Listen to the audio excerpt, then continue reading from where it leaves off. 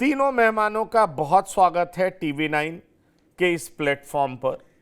मैं सीधा आपके पास आना चाहूंगा। अवधेश पांडे जी, गाजीपुर और घोसी दोनों सीट आप हार चुके थे पिछले चुनाव में। इस बार ऐसा क्या बदल गया है कि आपको लगता है कि इस बार जीत आपकी पक्की है? देखिए, ये दोनों सीटें ऐसी हैं जिन्हें हम 2014 में जीत चुके हैं। 2019 के अंदर समाजवादी पार्टी का और बहुजन समाज पार्टी का एक गठबंधन हुआ और उस गठबंधन के तहत ये दोनों सीटें हम नहीं जीत सके। लेकिन इस बार निश्चित रूप से भारतीय जनता पार्टी उत्तर प्रदेश की सभी 80 सीटें जीत रही है और उसमें गाजीपुर भी और घोसी भी और पूर्वांचल की, मध्य उत्तर प्रदेश की और पश्चिम की सभी सीटें हम जीतने जा रहे हैं। ये लड़ाई गाजीपुर की जो है वो माफिया और वर्सेस जनता की है। जनता भारतीय जनता पार्टी के साथ है, योगी जी के साथ है और मोदी जी के साथ है। जिस प्रकार से मोदी जी ने गरीब कल्याणकारी योजनाएं चला करके लोगों को राशन कार्ड, फ्री में राशन, आयुष्मान कार्ड, किसान सम्मान निधि, आवास, शौचालय देने का काम किया है, तो गरीबों में एक लाभार्थी वर्ग विकसित हो गया है जो भारतीय जनता पार्टी के पक्ष में लामबंद होकर के खड़ा है। वहीं दूसरी तरफ समाजवादी पार्टी का कुशासन, दंगा, कर्फ्यू का राज लोगों ने देखा है और किस प्रकार से माफिया को प्रतीक बना करके समाजवादी पार्टी ने शासन किया और उस समाजवादी पार्टी ने अपने शासन में आतंकियों के मुकदमे वापस करने तक का महापाप करने का काम समाजवादी पार्टी के लोगों ने किया, उसको भी जनता नहीं भूली है। इसलिए जनता का जो विश्वास है वो मोदी जी के साथ है, योगी जी के साथ है, भारतीय जनता पार्टी की नीतियों के साथ है। क्योंकि हमारे भारतीय जनता पार्टी के अंदर प्रत्याशी प्रतीक होता है और पार्टी की नीतियां और पार्टी का जो नेतृत्व होता है वही चेहरा उसके लिए काम करता है। आज जो मोदी जी का विश्व स्तरीय जांचा परखा नेतृत्व है, योगी जी का जो उत्तर प्रदेश के अंदर कानून का राज का काम योगी जी ने किया है वो स्थापित हुआ है। किस प्रकार से गाँव में बिजली है, किस प्रकार से गाँव में कानून का राज है, किस प्रकार से माफिया राज समाप्त हुआ है उत्तर प्रदेश के अंदर। इन सारी चीजों को लेकर के लोग भारतीय जनता पार्टी की तरफ विश्वास की तरह संकल्प के साथ खड़े हुए हैं और 2019 में जिस प्रकार से हम 2014 में दोनों सीटें जीते थे, 2019 में हम ये दोनों सीटें जीतने जा रहे हैं। 2019 के अंदर भी समाजवादी पार्टी यहाँ मुकाबले में नहीं थी, बहुजन समाज पार्टी यहाँ मुकाबले में थी, थोड़ा परिदृश्य चेंज हुआ है। तो अब ये भारतीय जनता पार्टी के पक्ष में ये मुकाबला आसान हो गया है क्योंकि भारतीय जनता पार्टी का एक जमीनी गठबंधन उत्तर प्रदेश के अंदर सभी जातियों के अंदर हो गया है, चाहे वो ओम प्रकाश राजभर जी हो, चाहे अनुप्रिया पटेल जी हो, चाहे आरएलडी के जयंत चौधरी जी हो और चाहे हमारे डॉक्टर संजय निषाद जी हो। तो जो एक पिछड़ी जातियों का, अनुसूचित जाति का एक जमीनी गठबंधन है, पांडे जी, एक वो सवाल मैं भारतीय जनता आपसे पार्टी के पूछना फेवर में है। चाहूंगा। मैं आपसे एक सवाल आपसे पंकज पूछना जी, आप कुछ कह चाहूंगा। रहे थे। ये ठीक है कि इस बार समाजवादी पार्टी और बसपा का गठबंधन नहीं है। चलिए, मैं आपके इस बात से सहमत हूं। आपके लिए लड़ाई थोड़ी आसान हो सकती है, लेकिन दूसरी सच्चाई यह भी है कि घोसी में अभी उपचुनाव हुआ और आप वहां पर हार गए। लाख कोशिश के बावजूद आप वहां पर हार गए। तो मैं आपसे यह समझना चाह रहा हूं कि चलिए, गाजीपुर में अगर मैं मान भी लूं कि आपकी स्थिति बेहतर है, पर घोसी में तो लड़ाई कहा जा रहा था कि ओपी राजभर के प्रतिष्ठा का सवाल है। घोसी में हारना मतलब ओम प्रकाश राजभर की हार है, यह उन्होंने स्वयं कहा था।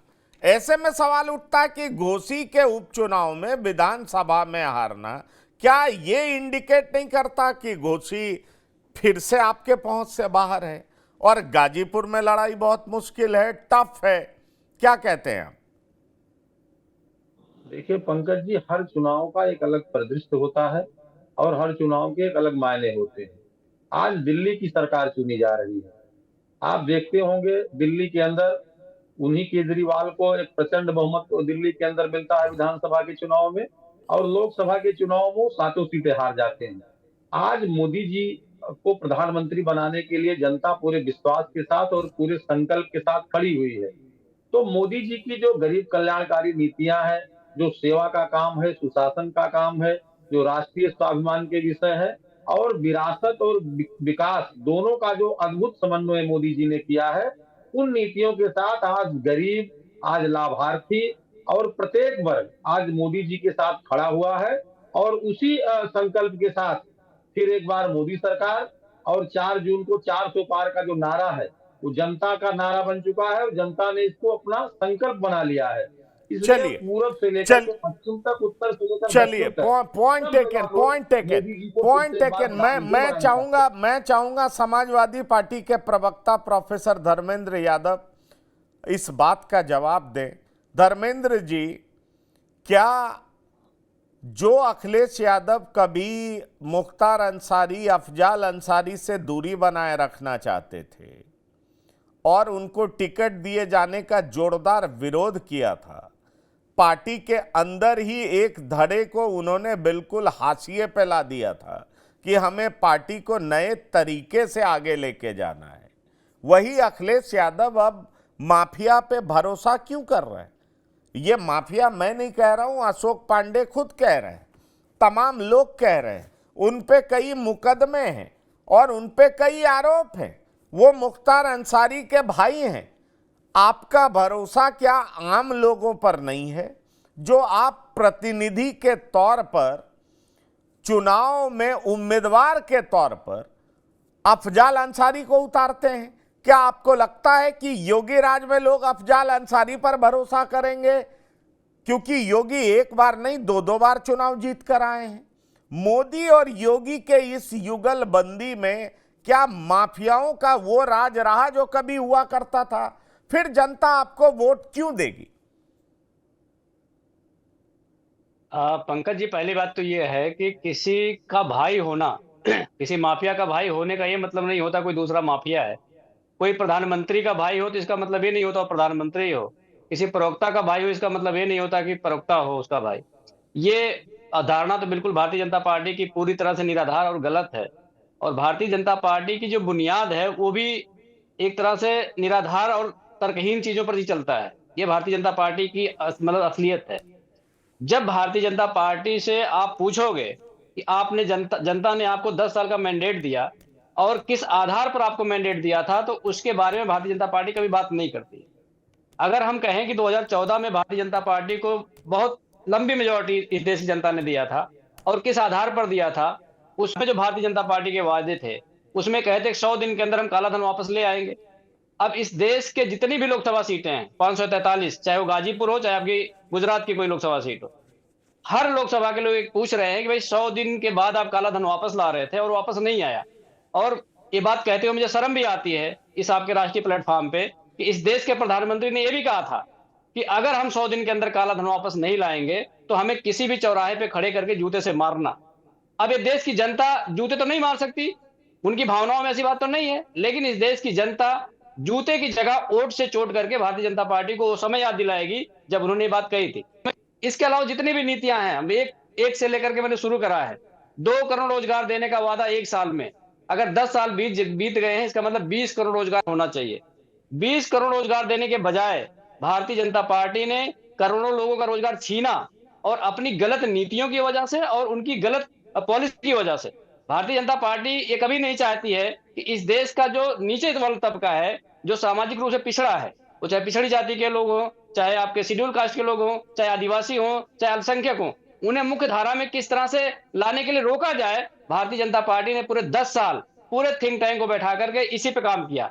और मैं आपको बताऊं, मैं विश्वविद्यालय में हूं, जिस तरह से उच्च शिक्षण संस्थानों में भारतीय जनता पार्टी ने प्रायोजित तरीके से आरक्षण को खत्म करने का काम किया है, उसके लिए इन्होंने, मैं चाहे 49 केंद्रीय विश्वविद्यालय की बात कर लूं, चाहे इस देश के 23 आईआईटी की बात कर लूं, चाहे 31 एनआईटी की बात कर लूं, चाहे आईआईएम की मैं बात कर लूं, चाहे आपकी ट्रिपल आईटी की बात कर लूं, मैं चाहे स्टेट के इंजीनियरिंग कॉलेज की बात कर लूं, चाहे स्टेट के विश्वविद्यालय की बात कर लूं, हर जगह पर जहां भी एसोसिएट प्रोफेसर और प्रोफेसर की वैकेंसी आई, वहां पर इन्होंने ओबीसी और एससी एसटी के लोगों को बाहर करने के लिए एनएफएस लगाने का काम किया, जिससे हजारों की संख्या में भारतीय जनता पार्टी ने पिछड़े और दलित लोगों को वंचित कर दिया उस आरक्षण से। और उसका खुलासा आप बड़े पैमाने पर अगर देखना चाहें तो 69,000 शिक्षक भर्ती में भारतीय जनता पार्टी ने तकरीबन 6,800 पिछड़ी जातियों के लोगों को नौकरी नहीं दिया, और इस आधार पर नहीं दिया कि वो पिछड़ी जाति के हैं। और ये बात जब राष्ट्रीय पिछड़ा वर्ग आयोग में अभ्यर्थियों ने ले जाके उठाई तो राष्ट्रीय पिछड़ा वर्ग आयोग जो भारत सरकार की संवैधानिक संस्था है, उसने कहा कि उत्तर प्रदेश की योगी सरकार ने गलत किया है और इन अभ्यर्थियों को नौकरी मिलनी चाहिए। लेकिन भारतीय जनता पार्टी की डबल इंजन की सरकार न केंद्र की बात माननी है, न प्रदेश की बात माननी है। नहीं, उनको पर अभी तक नियुक्ति नहीं मिली। राष्ट्रीय पिछड़ा आयोग को संवैधानिक संस्था बनाने का क्रेडिट तो भाजपा को जाता है। क्या आप इस बात से सहमत हैं? उसको कॉन्स्टिट्यूशनल स्टेटस देने का क्रेडिट बीजेपी को जाता है। क्या आप इस बात से सहमत हैं? न्यूक्लियर बम बना लिए हैं तो उसको फोड़ देंगे, आप ये कह रहे हैं। न्यूक्लियर बम बना के उसको फोड़ देंगे देश के अंदर। आप बोलोगे हमने बनाया, हम फोड़ सकते हैं। संवैधानिक संस्थाएं बनाने का मतलब नहीं होता है कि लोगों का अधिकार छीनने का काम किया जाए। कोई हथियार बनाने का मतलब ये नहीं होता देश के लोगों को गोली से उसमें गोली चला दिया जाए उनके ऊपर। आपने संवैधानिक संस्था का दर्जा दिया तो उसकी बात को मानिए। अगर आपने अपनी बनाई हुई संस्था की बात नहीं मान रहे हैं, इसका मतलब आपके अंदर कितनी कुटिलता है इस बात से जाना जा सकता है। अभी मेरी बात पूरी नहीं हुई है। उसके बाद अभ्यर्थी चले गए high court Allahabad. Allahabad high court ने भी उनको कहा, उत्तर प्रदेश सरकार को, कि इन 6800 छात्रों को, अभ्यर्थियों को नौकरी दी जाए। लेकिन योगी सरकार ना राष्ट्रीय पिछड़ा वर्ग आयोग की बात मानी, ना ही आपके ऑनरेबल हाई कोर्ट इलाहाबाद की बात मानी। आज भी पिछले 2-2.5 साल से लखनऊ के इको गार्डन में पिछड़ी जाति के अभ्यर्थी अपने छोटे छोटे बच्चों के साथ बैठ के धरना प्रदर्शन दे रहे हैं और ये संवेदनहीन लोग कभी उस पर बात भी नहीं करते हैं। ये तो रही एक बात। दूसरी बात, नीट की परीक्षा में तकरीबन 11,027 ओबीसी के लोगों को एडमिशन नहीं दिया गया। भारतीय जनता पार्टी के लोग आरक्षण को किस तरह से खत्म कर रहे हैं, आप इसको देख सकते हैं। जब इसका अंदेशा लोगों को हो गया, जब भारतीय जनता पार्टी ने कहा हमें 400 सीटें चाहिए, 400 सीटें चाहिए, लोगों ने पूछा क्यों चाहिए? भैया संविधान बदलना है। इनके सांसद और अयोध्या के जो लोकसभा प्रत्याशी हैं लल्लू सिंह जी ने बिल्कुल ऑन कैमरा कहा कि हम 400 सीटें इसलिए लाना चाहते हैं कि हम संविधान को बदलना चाहते हैं। और आपके जो ज्योति मिर्धा इनके हैं सांसद, वो भी उन्होंने भी कहा कि हम 400 सीटें इसलिए लाना चाहते हैं कि हम संविधान बदलना चाहते हैं। अनंत हेगड़े ने कहा कि हम संविधान बदलना चाहते हैं। भारतीय जनता पार्टी की नेत्री अलीगढ़ के चुनाव में, उनका नाम मधु मिश्रा जी ने कहा कि जो लोग हमारी जूतियां साफ करते थे वो इस संविधान के बदौलत हमारे बगल बैठने का काम कर रहे हैं, तो हमें संविधान को बदलना है। तो ये जो भारतीय जनता पार्टी की सोच पिछड़े, दलित, अल्पसंख्यक और आदिवासियों के लिए है, ये बात पूरे दुनिया के पटल पर आ चुकी है और इस देश का एक एक पीडीए परिवार इस बात को जान चुका है कि भारतीय जनता पार्टी अगर आती है तो संविधान तो खत्म करेगी, आरक्षण को भी खत्म कर देगी। पर मेरा आपसे